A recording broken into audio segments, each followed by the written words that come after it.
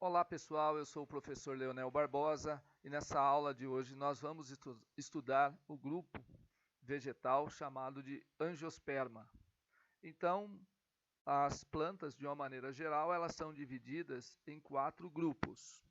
As briófitas, que correspondem como principais representantes, os musgos; as pteridófitas, representadas pelas samambaias e as avencas; as gimnospermas, representado pelos pinheiros; e as angiospermas, que correspondem praticamente os outros grupos de vegetais, formando aí a maioria, em torno de 70 a 75% das espécies fazem parte desse grupo aí das angiospermas.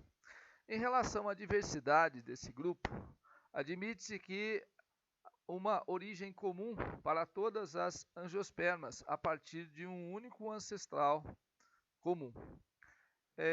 Nós temos aproximadamente 285 mil espécies descritas.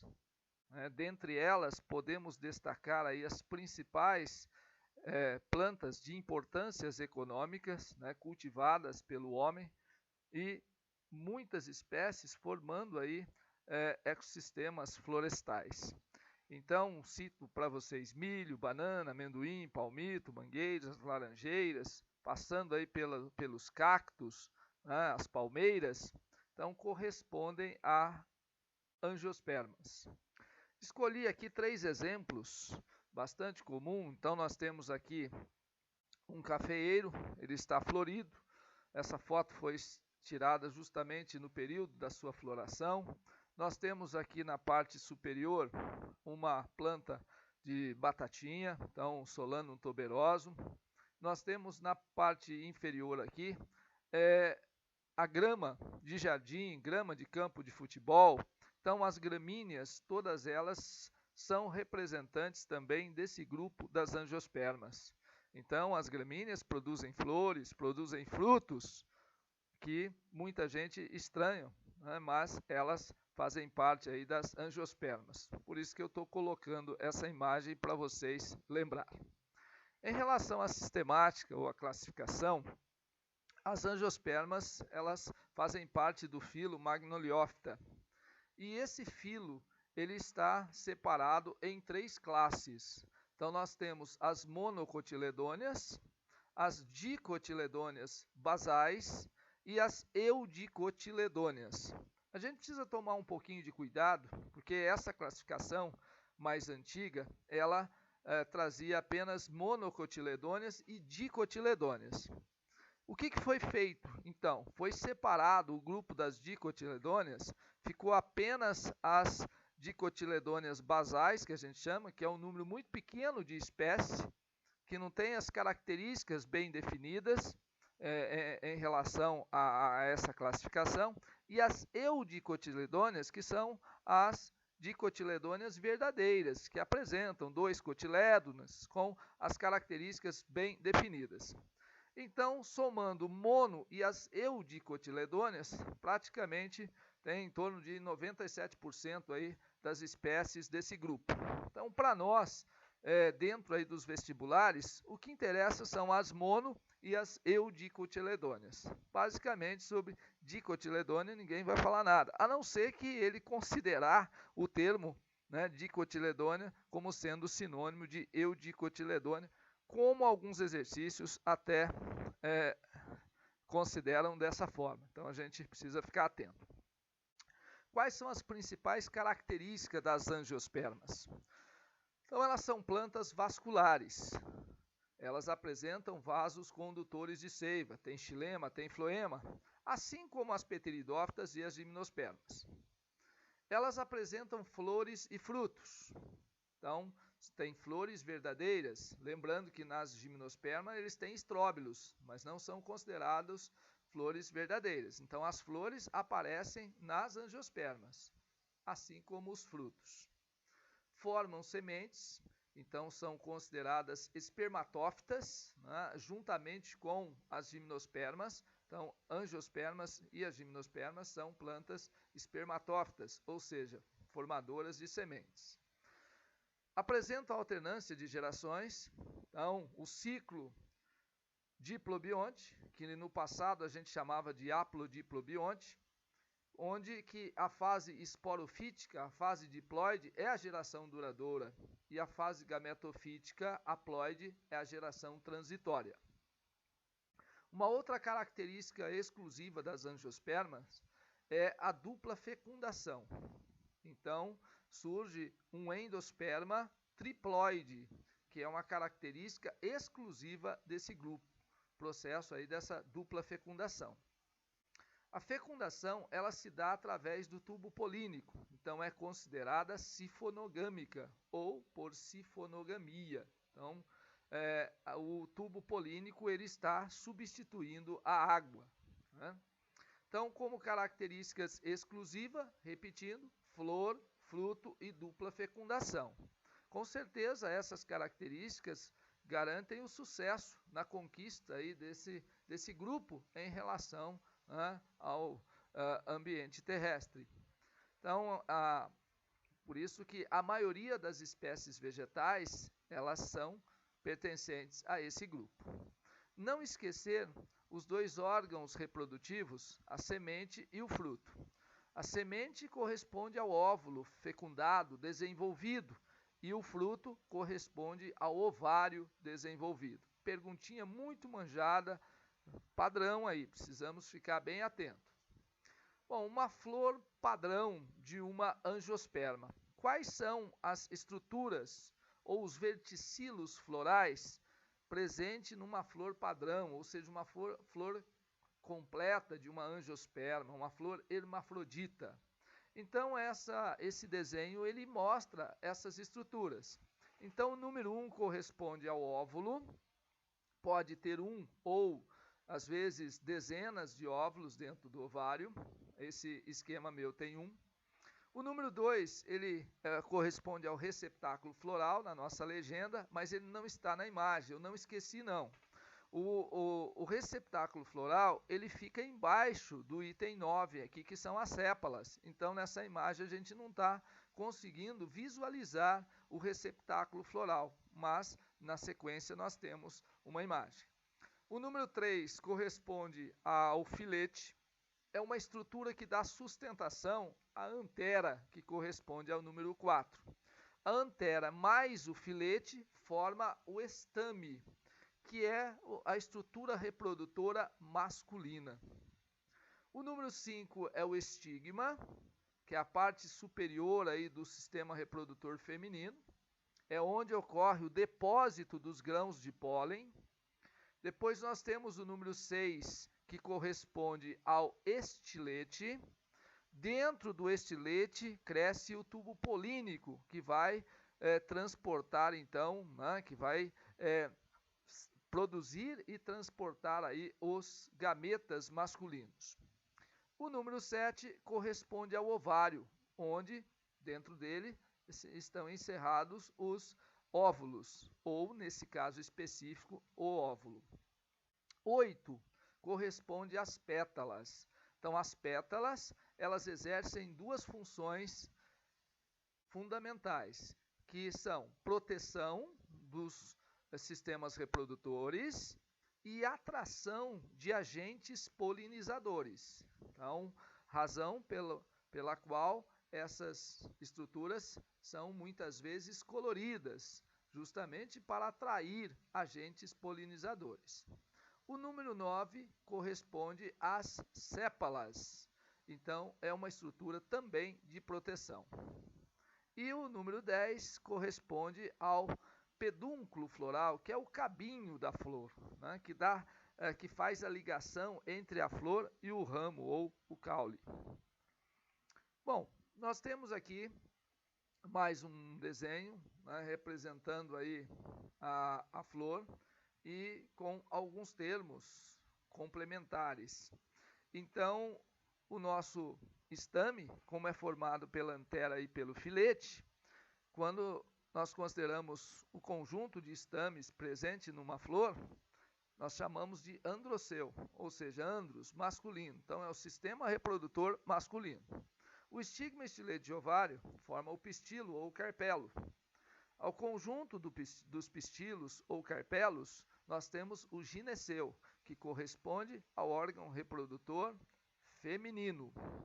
As pétalas, em conjunto, formam a corola, e as sépalas, em conjunto, formam o cálice. E aqui está o receptáculo floral, que estava escondido no esquema anterior, na figura anterior. Então aqui ele está visível, o receptáculo floral, onde vai ancorar aí justamente o ovário. Então essas são as regiões, são os verticilos florais, são as estruturas que formam uma flor padrão de uma angiosperma. Bom, nós temos alguns termos, além desses que eu acabei citando para vocês, alguns outros termos que podem aparecer em alguma perguntinha.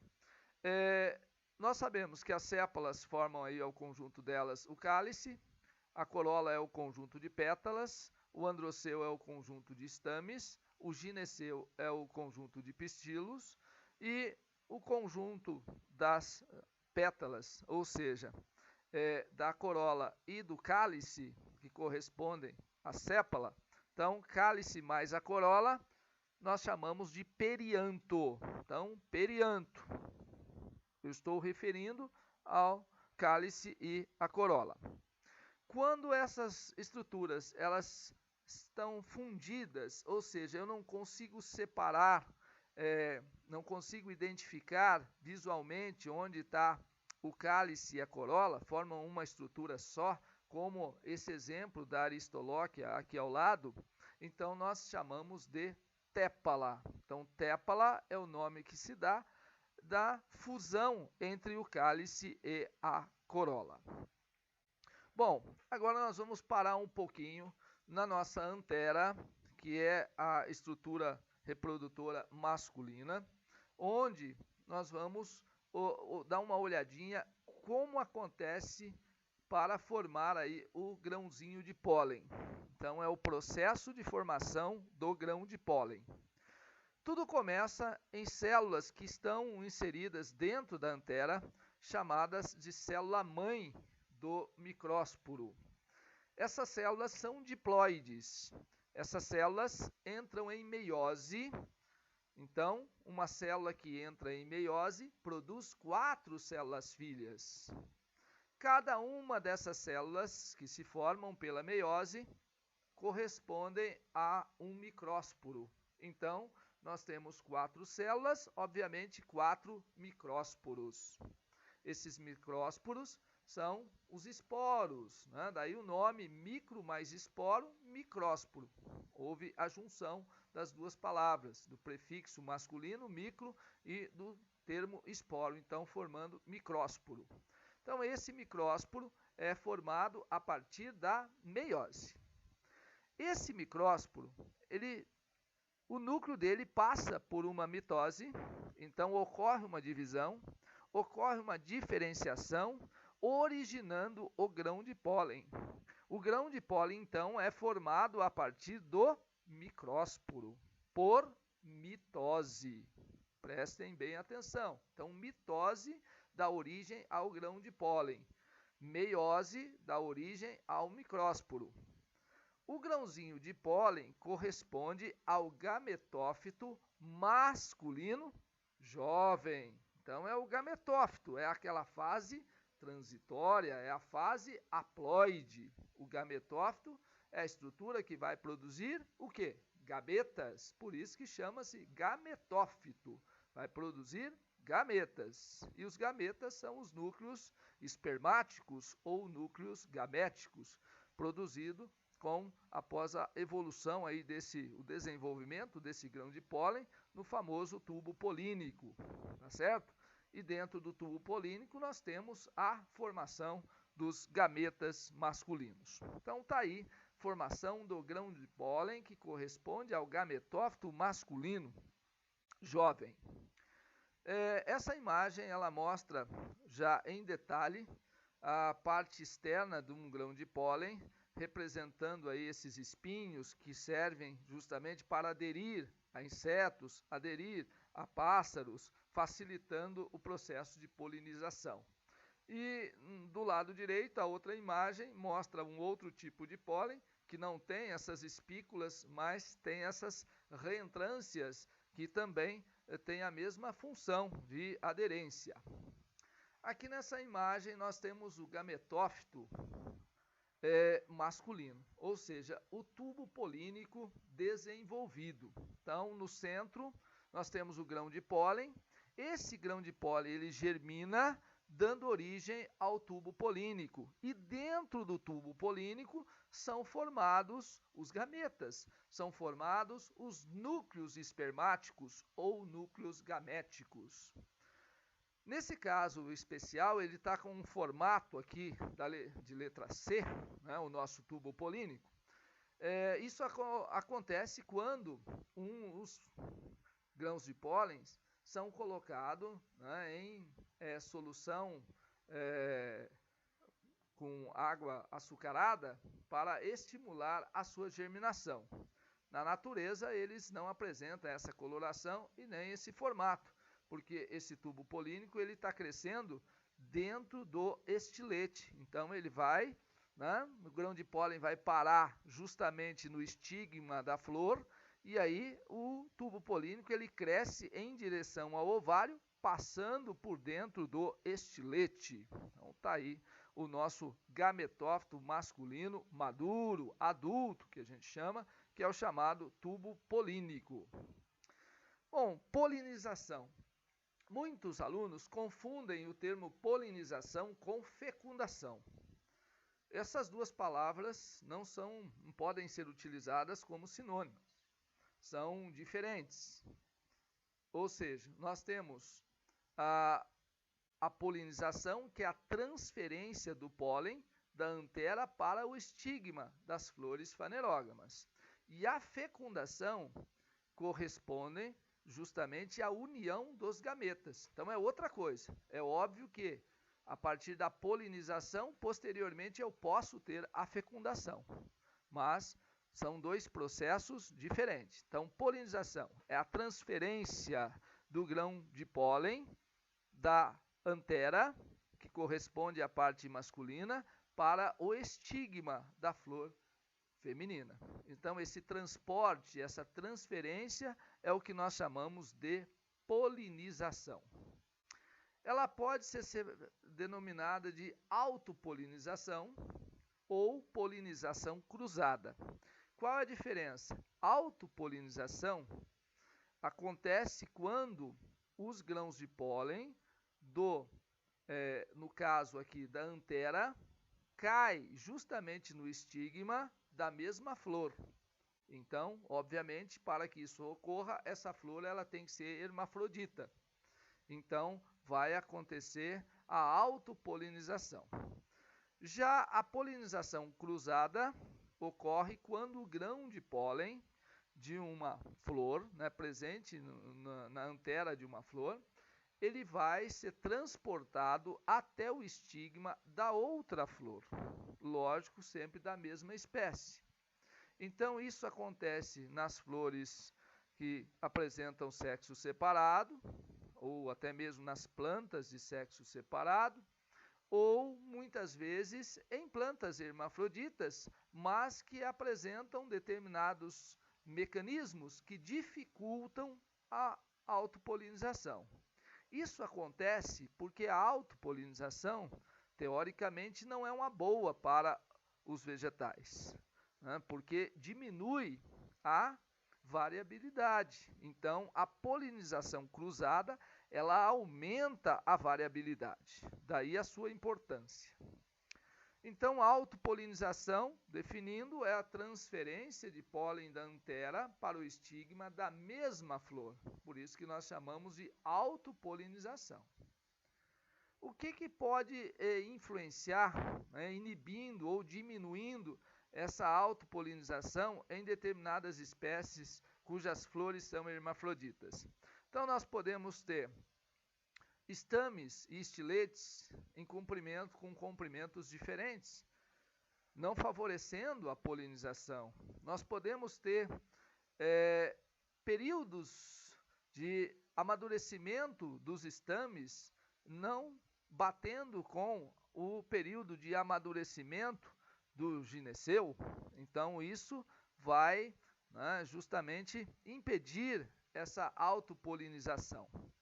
Então a gente tem aqui esse mecanismo no qual os tamanhos não são compatíveis entre estame e o próprio estilete, a gente chama de heterostilia.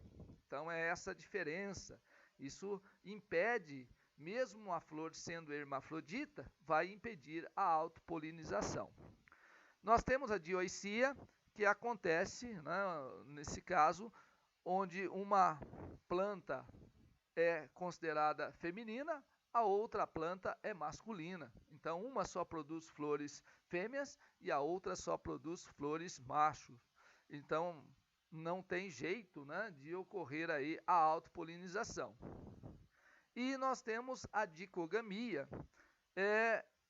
a presença de flores ou inflorescências em locais diferentes na mesma planta. E isso muitas vezes também vai influenciar de forma negativa em relação à autopolinização. Desculpe.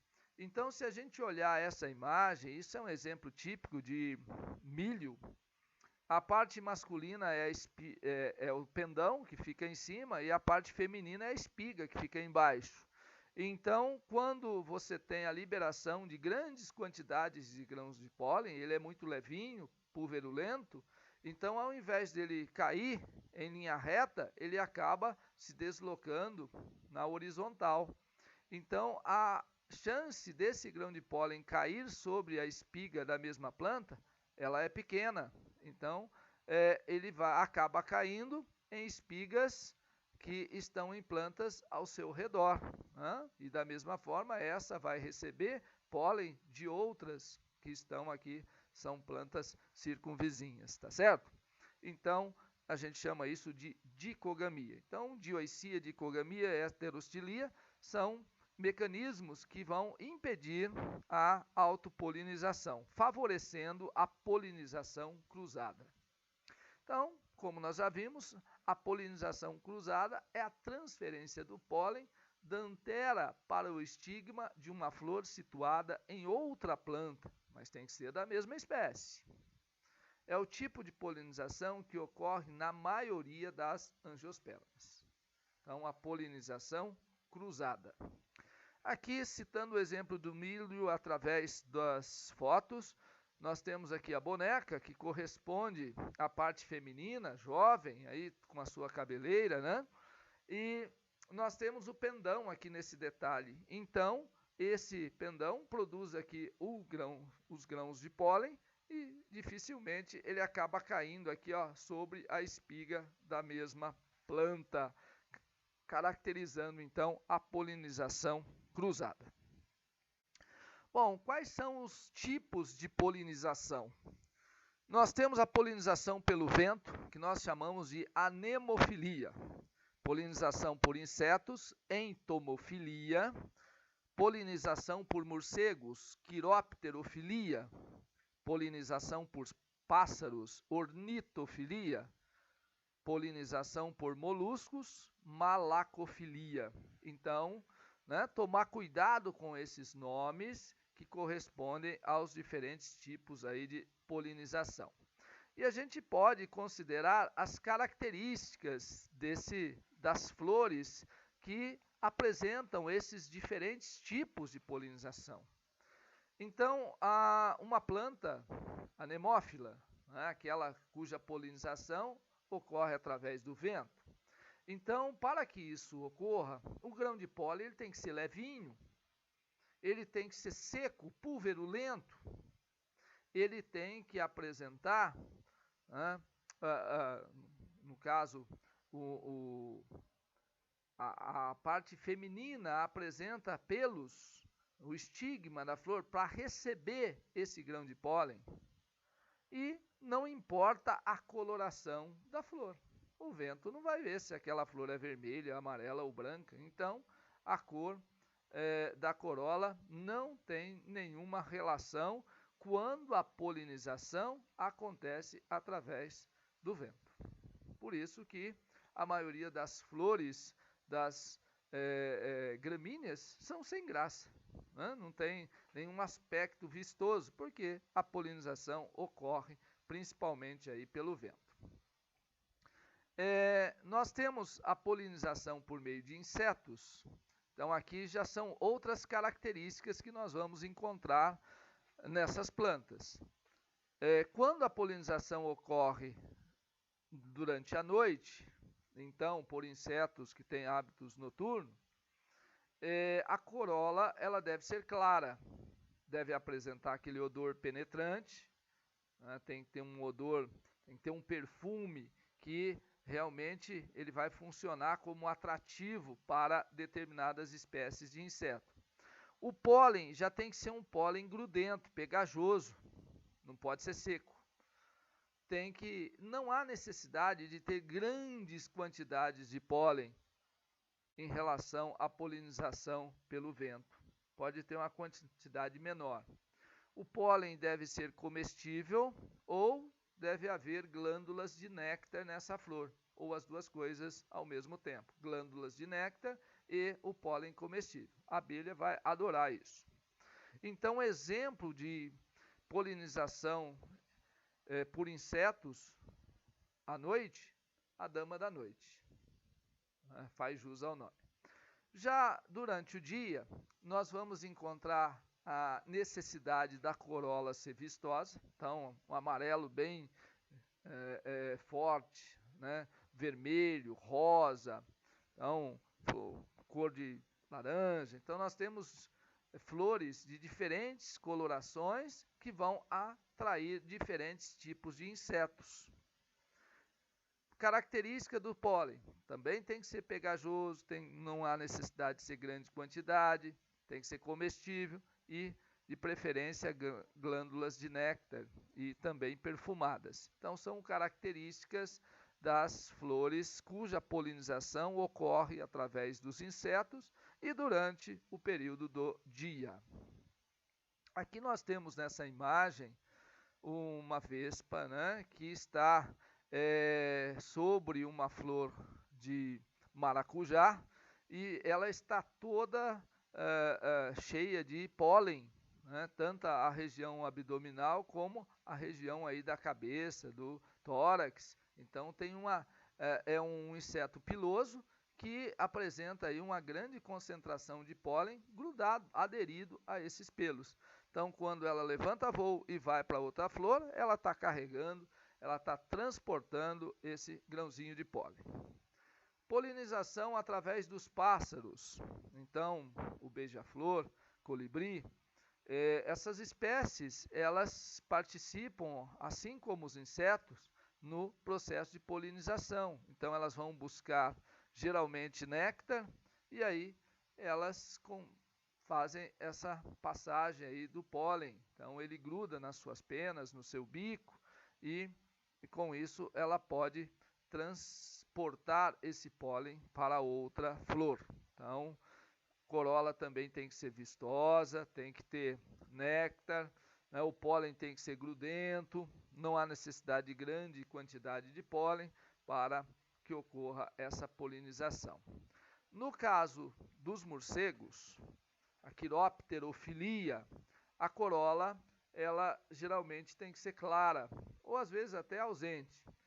Esses animais, eles têm hábitos noturnos, então ela tem que ter odor, tem que ter cheiro, ela tem que ter um pólen também pegajoso, né, grudento, e não há necessidade de ter abundância de pólen, mas tem que ter néctar, ele vai lá em busca principalmente do néctar. Então, com isso, vai permitir essa, no caso, essa polinização. Bom, depois nós vimos lá atrás a formação do nosso grão de pólen, né, do gametófito masculino. Agora nós vamos observar a formação do óvulo, a formação do saco embrionário, que corresponde ao gametófito feminino. A gente começa aqui dentro do ovário, Então, aqui nós temos o óvulo, ele vai amadurecer. Então, dentro desse óvulo, nós temos a célula-mãe do megásporo.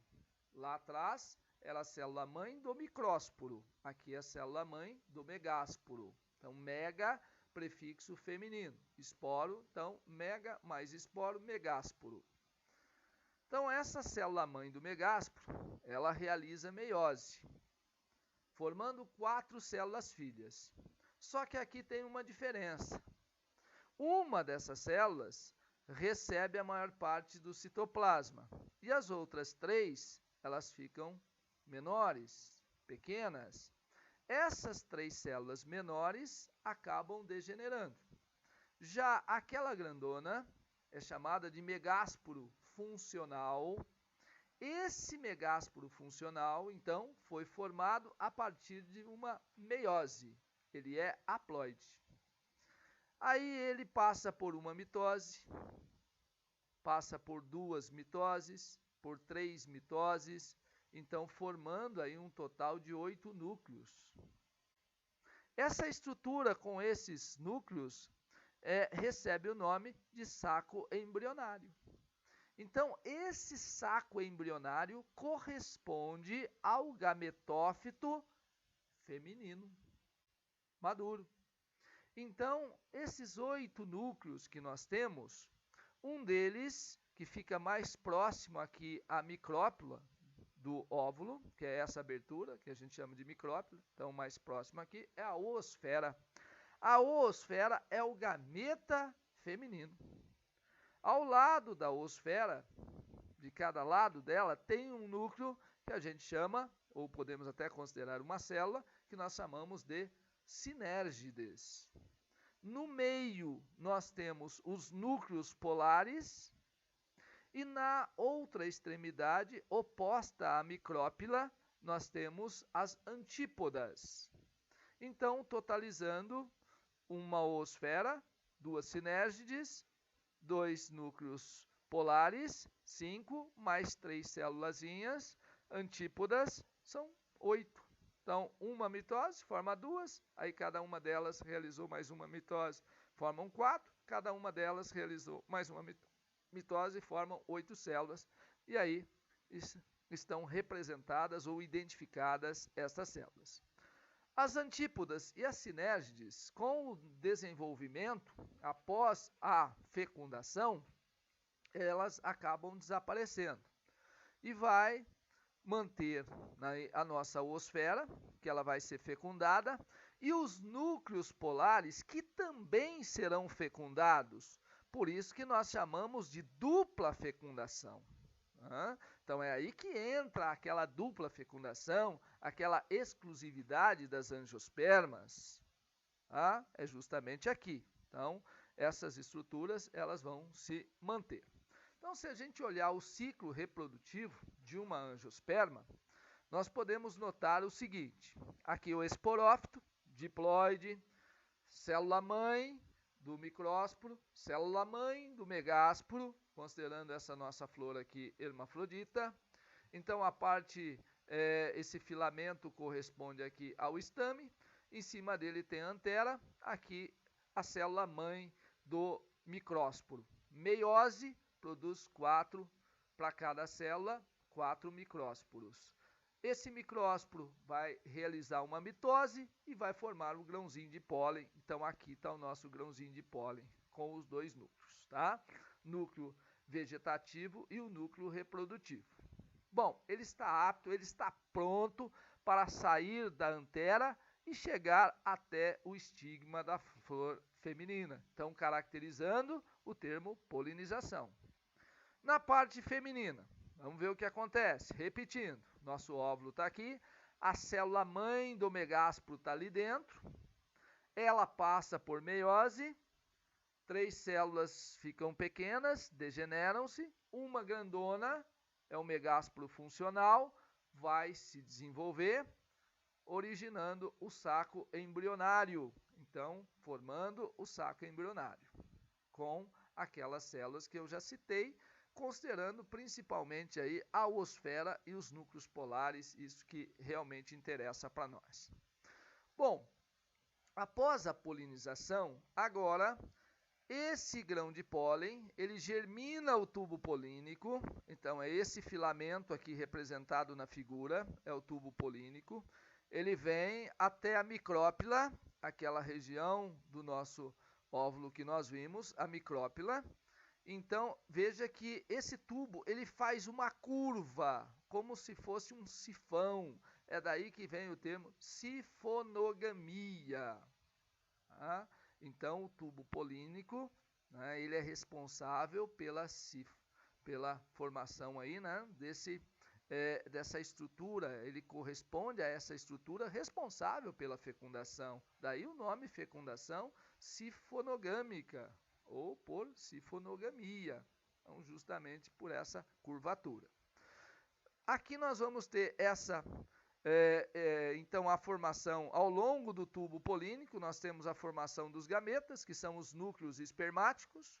Então, aquele nosso núcleo reprodutivo realizou uma mitose, deu origem a 2 núcleos que correspondem aos gametas masculinos, chamados de núcleos espermáticos ou núcleos gaméticos. Agora, o que vai acontecer? Então, um desses núcleos alcança a oosfera, que está bem próxima aí à micrópila, ocorre a primeira fecundação. Essa parte extrema do nosso grão, aliás, do tubo polínico, ele vai bifurcar e uma das extremidades vai transportar aí o outro gameta até os núcleos polares que estão localizados na região mediana aí do nosso saco embrionário.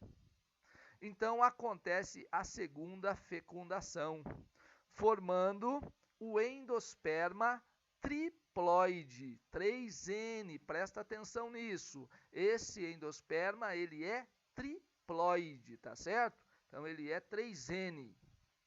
Lá nas gimnospermas não existe dupla fecundação. Lá na gimnosperma, o endosperma que se forma, ele é chamado de endosperma primário, ele é haploide. Aqui não, aqui ele é triploide, ele é 3Ns, triploide, tá certo? Então essa é a grande diferença, isso é que caracteriza o que nós chamamos de dupla fecundação. Então tem um cromossomo a mais aí nessas células, né? Alguns autores alegam que devido a isso elas têm uma atividade metabólica mais intensa, consegue sintetizar determinadas enzimas com mais eficiência. Então, está relacionado aí a essa triploidia. Aqui, só reforçando, então, nós temos o tubo polínico aqui, a primeira fecundação, formando o zigoto, e a segunda fecundação aqui, essa estrutura, esfera azulzinha aqui correspondendo ao núcleo espermático, ele vai se juntar aos outros 2 núcleos aqui, vai ocorrer a fusão desses 3 núcleos, podemos até usar o termo 3 células, originando aí uma célula 3N triploide, característica da dupla fecundação. Então tá aí, esse é o ciclo de desenvolvimento da nossa angiosperma, tá certo? Bom, comparando, eu coloquei essa imagem aqui, eu gosto muito dessa imagem, que ela permite, né, que a gente faça uma comparação entre os 4 grupos de vegetais. Então aqui nós temos a briófita, representado nessa letra A. Aqui nós temos a fecundação oogâmica, fecundação dependente da água. Então os anterozoides, eles vão sair do anterídeo aqui, vão nadando até alcançar o arquegônio da parte feminina, né? Então, caracterizando uma fecundação oogâmica dependente da água. Se a gente olhar na letra B, são as pteridófitas. Então, aqui nós temos o arquegônio, que é essa estrutura feminina, e o anterídeo, que é a estrutura masculina, são gametângios. Essas estruturas, elas se encontram no mesmo aqui gametófito, né? No mesmo gametófito. Então, esse é o chamado prótalo, é o gametófito hermafrodita. Então nós temos aí a água, olha um filme de água sendo formado aqui, necessário para o transporte desses gametas. Então, fecundação oogâmica também dependente da água. E aqui? Letra C, gimnosperma. Letra D, angiosperma. Então, aqui já não temos mais a fecundação dependente da água. Por quê? O tubo polínico substituindo a água. Então, a fecundação ela passa a ser sifonogâmica e não mais oogâmica, não mais dependente da água. Então, aqui nós temos polinização. Em C, tem polinização pelo vento e em D, tem polinização pelo vento, por inseto, por pássaros e etc. Então, aqui mostrando o inseto, né, responsável aí pela polinização. Então, com essa figura, a gente consegue comparar esses mecanismos de fecundação e polinização, obviamente, que no A e B não existe polinização, não há formação de grão de pólen, né, nas briófitas e nem nas pteridófitas. Então, isso aparece nas gimno e angiospermas. Bom, agora nós passamos para o desenvolvimento do fruto. Assim que houve a nossa fecundação, né, após a polinização, ocorreu a fecundação, tudo bonitinho, dupla fecundação, em que o zigoto ele vai formar o embrião, ali as células que formaram o endosperma, esse endosperma ele vai se dividir mitoticamente, cobrir praticamente todo o nosso embrião, então ele envolve o embrião, além do mais, o endosperma é formado por células que têm a grande quantidade de reserva que vai servir justamente para nutrir o embrião. E é um momento em que o ovário, ou às vezes outras estruturas florais, vão se diferenciar para formar o fruto. Então, o ovário vai formar o fruto. E os óvulos, após a fecundação ali, eles vão dar origem às sementes. Então, sementes e frutos sendo formados aí. Bom, considerações aí sobre os frutos. Então, você já sabe que o fruto é o ovário desenvolvido. Ponto final. Não, ainda não.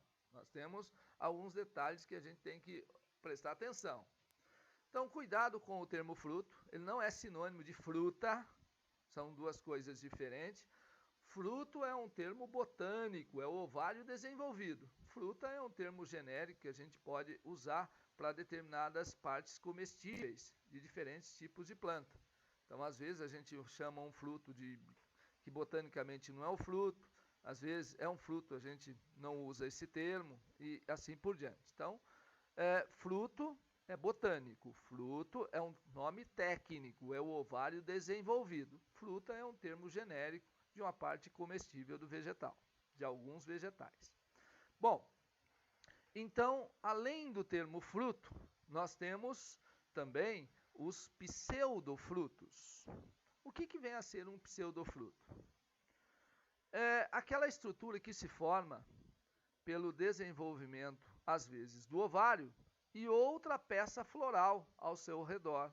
Pode ser o pedúnculo, pode ser um receptáculo floral, ele pode envolver o ovário ou não. Então, aí nós chamamos de pseudofruto.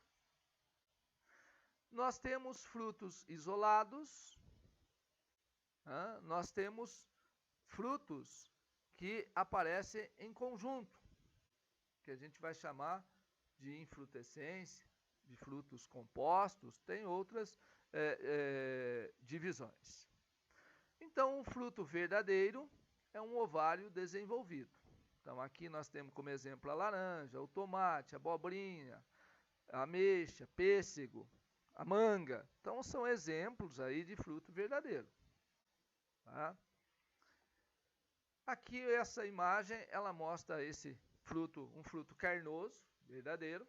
Então, ele tem aí o exocarpo, a estrutura de proteção, o mesocarpo é a parte aquosa, geralmente comestível, e o endocarpo é aquela parede que está grudada na semente, difícil de ser extraída. Então, quando você vai comer uma manga, por exemplo, então o caroço da manga corresponde ali à semente. Então, tem uma parte que fica incrustada ali, que você não retira. Aquela parte corresponde ao endocarpo. E o meso é a parte entre o exo e o endocarpo. Nesse caso, é um fruto carnoso, então, utilizado aí na nossa dieta alimentar. Bom, nós podemos classificar os frutos de diversas maneiras. Como a minha intenção não é transformá-los em botânicos, mas passar para vocês uma noção geral para vocês encarar um vestibular, então eu fiz um resumo bem simples, começando por frutos simples. Então, um fruto simples é aquele fruto que origina de um único ovário. Então, é uma flor que só tem um ovário ali dentro. Aí nós vamos ter dois tipos de frutos simples. Ele pode ser carnoso ou pode ser seco.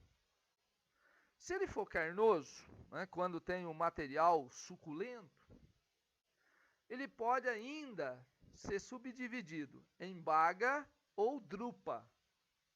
A baga corresponde àquele fruto carnoso que tem um montão de sementes lá dentro. Guarda assim que fica fácil. Então, a melancia, mamão, abóbora, pepino, tem um melão, um montão de sementes soltas, livres lá dentro. Então, esses frutos são considerados bagas. Agora, quando eu tenho um único caroço lá dentro, incrustado ali dentro, preso ali dentro, a gente chama de drupa. É o que acontece com o abacate, é o que acontece com a manga, é o que acontece com o pêssego.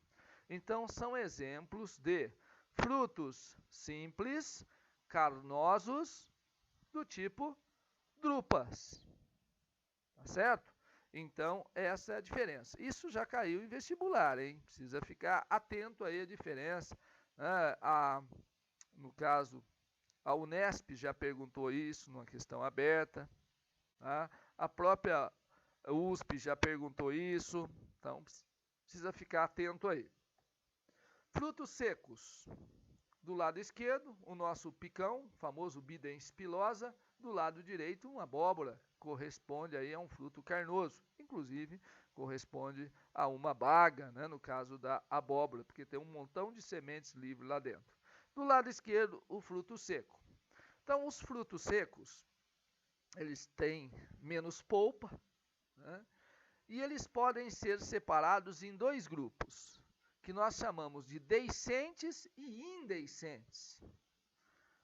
O que significa isso? Os frutos deiscentes são aqueles que amadureceram, eles acabam abrindo e liberando as suas sementes. Feijão, soja, as leguminosas de uma maneira geral, bignoniáceas, elas têm no caso, esse mecanismo. Ou seja, o fruto ficou maduro, ele abre, liberando as suas sementes. Então, é um fruto seco, deiscente. Os indeiscentes não abrem de jeito nenhum, sozinhos. Então, o café é um exemplo de um fruto seco indeiscente. Então, ele não abre. A casca dele está grudada. Eu preciso esfregar, passar jogar o café dentro de um equipamento que, por atrito, ele retira, ele libera aí a sua semente. Caso contrário, ele não vai soltar de jeito nenhum. Quando ele cai no solo, aí micro-organismo tem que consumir aquela casca, ela tem que apodrecer para liberar a semente para que ela possa germinar. Então, esse é o fruto seco indeiscente, ou seja, não se abrem, não liberam as suas sementes, mesmo após a maturação. Então, tá aí. Mas nós temos outra categoria de frutos, que são os chamados frutos compostos ou agregados. No caso do morango, é um exemplo típico. A gente pode chamar o morango também de uma pseudo-infrutescência, tá? Então, ele vai aparecer na nossa frente ali. Então, é uma única flor, Só que essa flor tem um monte de ovários lá dentro. Então ela vai formar um fruto composto. Né? Eles saem juntinhos, grudadinhos, né? Porque você viu que o fruto não é o ovário desenvolvido. Agora, se eu tenho vários ovários na mesma flor, vão formar vários frutos fundidos. Então, a framboesa, o morango, a fruta do conde, a temoia, a graviola, são exemplos de frutos compostos ou agregados. Tem alguns autores que até separam esses dois. Não, eu estou colocando junto, vocês vão fazer vestibular. Já vou repetir, vocês não vão ser botânicos. Pelo menos por enquanto não. Bom, frutos múltiplos são as infrutescências. Então, o abacaxi é um exemplo. O abacaxi ainda tem uma outra particularidade. Ele é uma infrutescência partenocárpica. Então, ó, são ovários, só que são ovários de várias flores que estão saindo no mesmo ramo. Do mesmo pedúnculo, você tem um monte de flores. O fruto composto, você tinha uma flor com vários ovários. Aqui você tem várias flores juntas, bem próximas, do mesmo, basicamente, da mesma base, né, do mesmo pedúnculo, então caracterizando uma inflorescência. E essa inflorescência, ela desenvolve uma infrutescência, ou frutos múltiplos que nós chamamos. E, como eu disse, nesse caso, o abacaxi tem essa particularidade, ele não tem semente, ele é uma infrutescência, né, partenocárpica, tá? Então, não apresenta aí semente. Olha a nossa jaca, Artocarpus. Então, a jaca, ela é uma infrutescência também. É estranho, né? Chamar a jaca de infrutescência. Ué, mas onde se encontra? É que quando ocorre o desenvolvimento, né, lá na florzinha, nós tínhamos várias flores. E elas acabam virando para o lado de dentro. Então, cada estrutura dessa aqui, ó, corresponde a um fruto. Eles ficam protegidos por toda essa estrutura aqui, ó. Então, veja que ó, aqui havia um cabinho, né? No caso, um receptáculo aqui nessa região aqui, ó, onde as flores ficavam presas, onde esses ovários, cada flor tendo um ovário aí, e eles acabaram ficando dentro do invólucro, né, formando aí a jaca. É esquisito, mas é uma infrutescência. Agora nós vamos para os frutos, que são falsos ou falsos frutos, ou pseudofruto.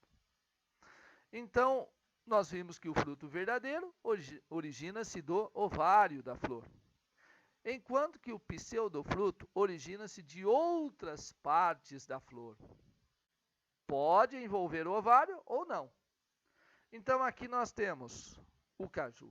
Esse é um exemplo famoso. Então, o caju é o pedúnculo floral que armazena reservas. Ele que fica com o armazenamento de reservas, ele que vai ficar docinho aí depois, com grande quantidade de carboidratos. E a nossa, a castanha aqui da extremidade, que corresponde ao fruto. Aqui eu coloquei o morango novamente. Lembra-se que eu disse atrás que eu ia falar desse, embora ele entrou lá em fruto composto, a gente pode chamar de uma pseudo infrutescência, já que o fruto do morango é cada pontinho preto desse. Então ele é um conjunto aí, tá? Um conjunto. Então é o próprio receptáculo da flor, tá? E a nossa pera, a nossa querida pera, a maçã, também são pseudofrutos. Tá? Então, são representados por outras estruturas florais. Então, aqui a nossa maçã, olha que bacana. Aonde foi riscado aqui, ó, no centro, essa parte corresponde ao ovário. E toda essa parte aqui é o receptáculo floral. Então, a parte comestível, na realidade, é o receptáculo floral. Então, por isso que a maçã não é considerada um fruto verdadeiro. Então, ela é um pseudofruto. A parte comestível, né, é o pseudofruto. Assim como a pera. O moranguinho, né, novamente em detalhes. Então, nós temos aqui, cada estrutura dessa representa um fruto. É um aquênio, é chamado de aquênio. Né? Aí está em inglês, traduzindo aquênio. Então, corresponde a essas estruturas. E elas estão incrustadas aí no receptáculo. Tá? Então, o receptáculo é que cresce, mas ele não envolve o fruto, né? Ele fica incrustado aqui, ó, são os pontinhos que ficam expostos. Então, por isso que alguns autores consideram o morango um fruto composto, né? Outros autores consideram aí como sendo um pseudofruto, tá certo?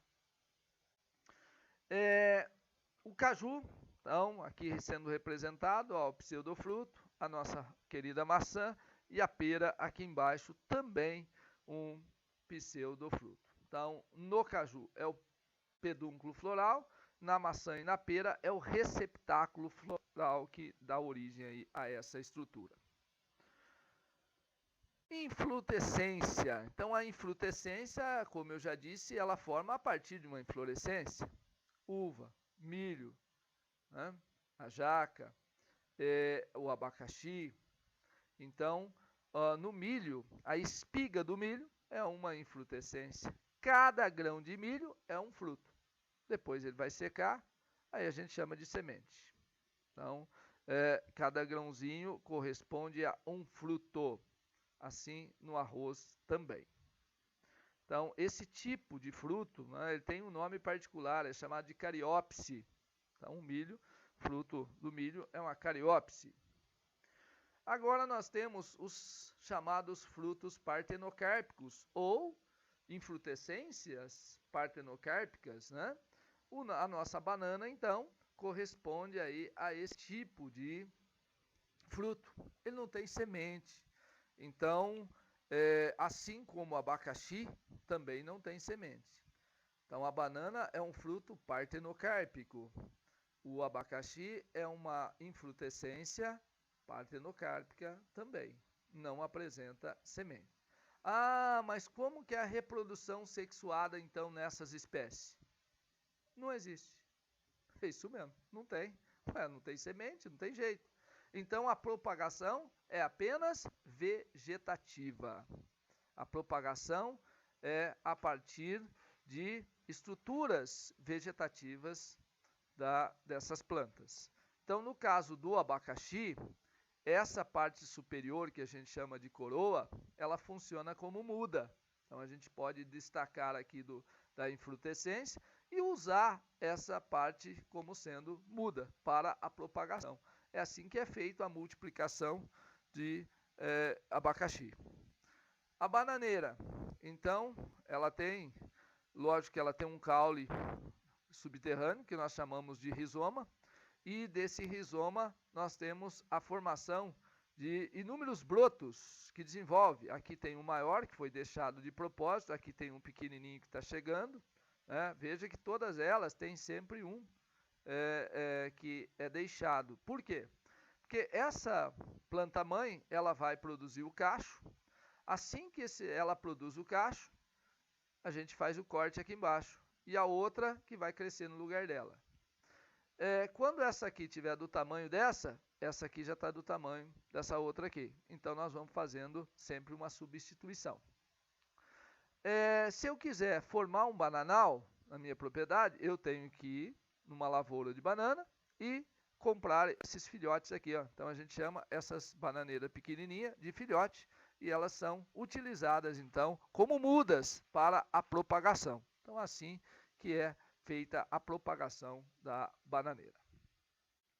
Bom, gente, chegamos ao final aí da nossa último assunto, que corresponde àquela tela, a terceira tela nossa sobre a classificação aí das angiospermas. Um assunto muito cobrado, que é sobre as duas principais classes, né, do filo Magnoliophyta. Tá? Nós tiramos as dicotiledôneas da jogada aí. Deixamos as mono e as eudicotiledôneas, tá certo? Então, as monocotiledôneas, elas têm uma série de características. O que dá nome a essa classe é a presença de um cotilédone. O que é o cotilédone? É uma folha embrionária. Então, as plantas que possuem apenas um cotilédone lá dentro da sua semente, no seu embriãozinho, nós chamamos de monocotiledôneas. Aquelas que têm dois, nós chamamos de dicotiledôneas. Então, nesse caso, eudicotiledônea, verdadeiro, né, tem as características direitinho aí, como manda o figurino, entrando dentro desse grupo das dicotiledôneas. Então, olha, vamos analisar de forma comparativa, depois na sequência eu tenho as imagens. Então, a raiz monocotiledônea, ela é fasciculada, não tem raiz principal. Nas eudicotiledôneas existe uma raiz principal, uma raiz pivotante que nós chamamos, um pivô, raiz axial. No caule das monocotiledôneas, o caule em geral sem crescimento em espessura, colmo, bulbo, rizoma. Então eles não têm os meristemas secundários, não tem crescimento em espessura.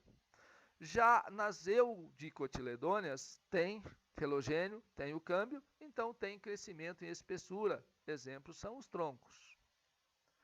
Como que os vasos estão distribuídos nesses caules? Então, nas monocotiledôneas, eles estão espalhados. Então, os feixes liberolenhosos, né, os que formam aí os vasos do xilema e floema, eles estão espalhados. A gente chama de distribuição atactostélica, irregular. Nas eudicotiledôneas, esses feixes de vasos condutores, eles formam um círculo, então tem uma distribuição eustélica, regular, formando um círculo, os chamados anéis de crescimento, que podem ser observados nas eudicotiledôneas. A folha, na mono, ela praticamente não tem o pecíolo. Então, é uma folha invaginante, que nós chamamos. É uma folha séssil. Ela não possui o pecíolo, não tem o cabinho. Ela tem nervura paralela. Já as eudicotiledôneas, elas são pecioladas, quer dizer, tem cabinho, ela tem uma bainha bem reduzida, e as nervuras são em forma de rede. Então, nervuras reticuladas ou peninérvias, mas principalmente em formato de rede, reticulinérvias ou reticuladas. A flor, nas monocotiledôneas, apresentam três elementos florais, três verticilos. Então, três elementos florais. Então, elas são chamadas de flores trímeras. Então, elas podem ter três pétalas, três sépalas, três estames ou múltiplos de três.